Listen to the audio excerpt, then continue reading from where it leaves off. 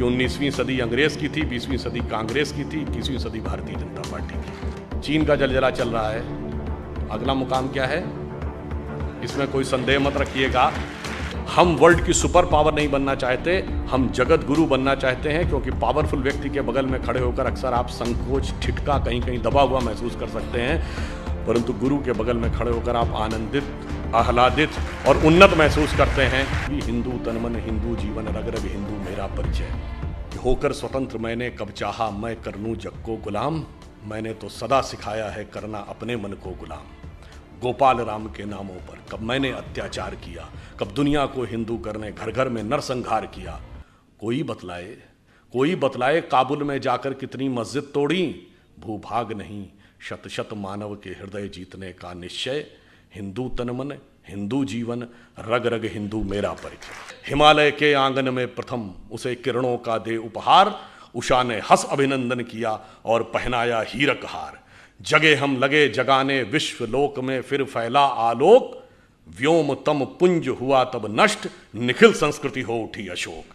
मैं बिल्कुल ईमानदारी से कहता हूं, नेहरू जी प्रधानमंत्री बने, उन्होंने कई अच्छे कार्य भी किए। IITs बनी, एम्स बना, राउरकेला बोकारो के स्टील प्लांट्स बने, भाखरा नंगल डैम बना, मगर कुछ ऐसे काम भी किए। चीन हमारा पड़ोसी नहीं था 47 में, तिब्बत हमारा पड़ोसी था। तिब्बत चीन का है कोई मानने को तैयार नहीं था, मगर बांडुंग कॉन्फ्रेंस में जाके आपने मनवा दिया और उसके बाद तिब्बत ही नहीं, वो तो एक्साई चीन तक आ गया।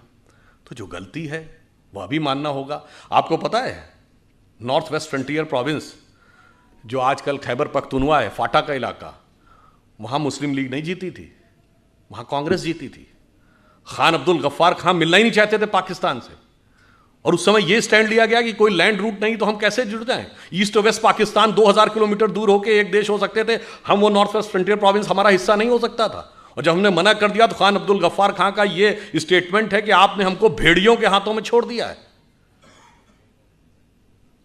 पता है आपको, बलूचिस्तान ये पाकिस्तान का हिस्सा नहीं था। खान ऑफ कलात कभी नहीं मिलना चाहते थे। आप में से बहुत से लोगों को नहीं पता होगा कि ओमान 47 में बॉम्बे प्रेसिडेंसी से कंट्रोल होता था। ओमान हमने कितना छोड़ा है, कितना गंवाया है, सब कुछ गंवाते चले गए। एक बात विचार करिए, हम 2022 में बैठे हैं, जरा 1918 या 19 का 105 साल पहले का भारत छोड़ देखिए। सिर्फ पाकिस्तान बांग्लादेश ही नहीं, अफगानिस्तान बर्मा भी हमारा हिस्सा था। हमने बताया ना, ओमान तक उससे कंट्रोल होता था। तब तक ना तिब्बत चीन का हिस्सा था, ना शेंगेन चीन का हिस्सा था। सोवियत संघ का गठन नहीं हुआ था, तो हम सबसे बड़े देश थे। An entire China was Buddhist, considering Hindu and Buddhism as a one family religion. We were the biggest religion on earth and we were the biggest country on earth. और आज जो हालात हुए, अगर मजबूत सरकार नहीं रही तो 2047 तक जो हालात हैं, कश्मीर वैली में क्या होगा, क्वेश्चन मार्क। नॉर्थ ईस्ट में क्या होगा, क्वेश्चन मार्क। केरल और पश्चिमी उत्तर प्रदेश के कुछ इलाके और बंगाल के, बांग्लादेश से जुड़े इलाकों में क्या होगा, क्वेश्चन मार्क। नक्सल प्रभावी इलाकों में, छत्तीसगढ़ में, झारखंड में, उड़ीसा के इंटीरियर इलाकों में क्या होगा, क्वेश्चन मार्क। यानी खतरा यह है कि मजबूत सरकार ना हो तो आज़ादी के 100 साल बाद हो सकता है हम अपने उस ओरिजिनल इलाके के आधे रह जाएं।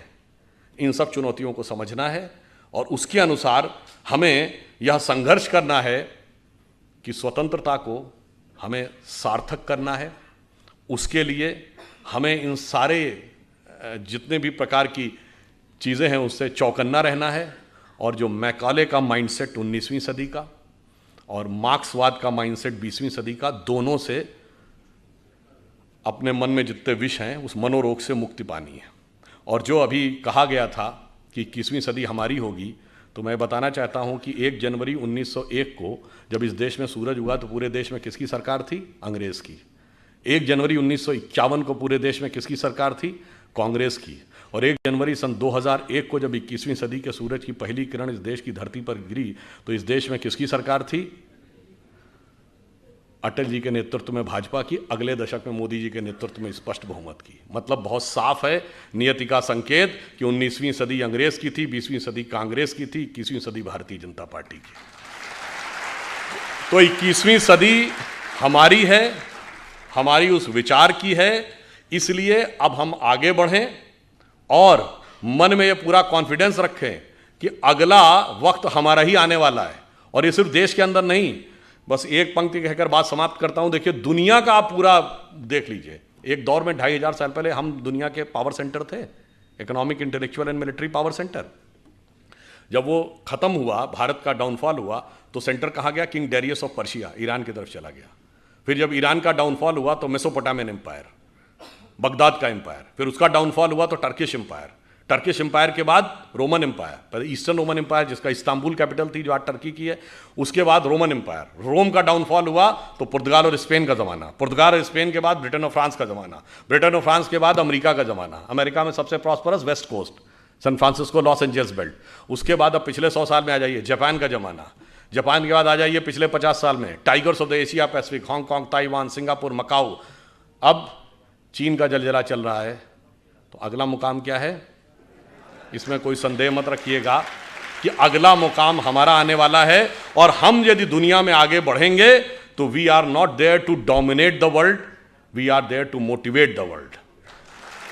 चीन दुनिया को दबाने के लिए आगे आ रहा है, हम दुनिया को प्रेरित करने के लिए आगे आ रहे हैं। और इसीलिए हम वर्ल्ड की सुपर पावर नहीं बनना चाहते, हम जगत गुरु बनना चाहते हैं। क्योंकि पावरफुल व्यक्ति के बगल में खड़े होकर अक्सर आप संकोच, ठिठका, कहीं कहीं दबा हुआ महसूस कर सकते हैं, परंतु गुरु के बगल में खड़े होकर आप आनंदित, आह्लादित और उन्नत महसूस करते हैं। और जिसकी झलक योग दिवस के रूप में दिखाई पड़ने लगी है कि हम राष्ट्र से लेकर व्यक्ति तक को मोटिवेट करने की क्षमता रखते हैं। और फाइनली एक बात और कह दूं, ये प्रेरणा हमें कहाँ से मिलती है? आज आप देखिए, चाइना ताइवान के ऊपर डोमिनेट करना चाह रहा है, तो रशिया यूक्रेन के ऊपर डोमिनेट करना चाह रहा है, तो पूरी दुनिया की जियो पॉलिटिक्स इस पर चल रही है। Annexation, subjugation and domination. यानी या तो कंट्री को मिला लो, पिछले 100 सालों में हुआ ना, या फिर सब्जुगेट कर लो, उसको किसी ट्रीटी का हिस्सा बना लो, यानी इनडायरेक्टली अपना शासन कर लो, या डोमिनेट कर लो, एक कॉन्ट्रैक्ट कर लो ताकि वो सरकार वहीं रहे मगर वो आपका कंट्रोल रहे। परंतु हम इन तीनों में से किसी में विश्वास नहीं करते। क्यों? जब भगवान राम ने लंका पर विजय प्राप्त की तो क्या उसका एनेक्सेशन किया? नहीं। वहां कोई अपना डिप्टी या वाइसराय अपॉइंट किया, यानी सब्जुगेशन किया? नहीं। वहां से कोई कॉन्ट्रैक्ट साइन कराया, यानी डोमिनेशन किया? नहीं। मूल्यों को स्थापित किया और सह अस्तित्व का विचार दिया। इसीलिए we are the only country in the world we never went for invasion, and if somebody consider Hinduism as a religion, we never went for conversion, because we are having no concept of conversion. और पूरी दुनिया में आग लगी हुई है इसी वजह से।